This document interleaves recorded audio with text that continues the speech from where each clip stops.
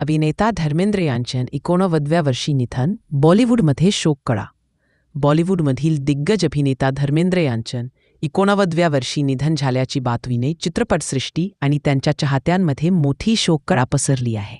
आपल्या 6 दशकांच्या कारकिर्दीत धर्मेंद्र यांनी ॲक्शन, रोमॅन्स, कॉमेडी आणि कौटुंबिक अशा विविध प्रकारच्या भूमिका साकारत भारतीय सिनेमात एक वेगळी ओळख निर्माण केली.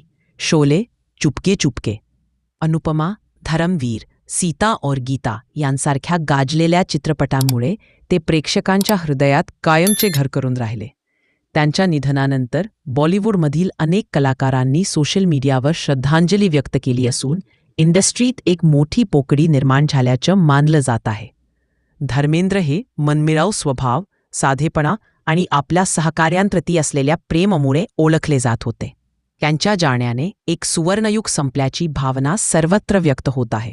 कुटुंबियांनी अंतिम संस्कारांविषयी माहिती अद्याप जाहीर केलेली नाही. मात्र लाखो चाहत्यांच्या मनात धर्मेंद्र यांचा प्रेमळ आणि दमदार अभिनय कायम अमर राहणार आहे.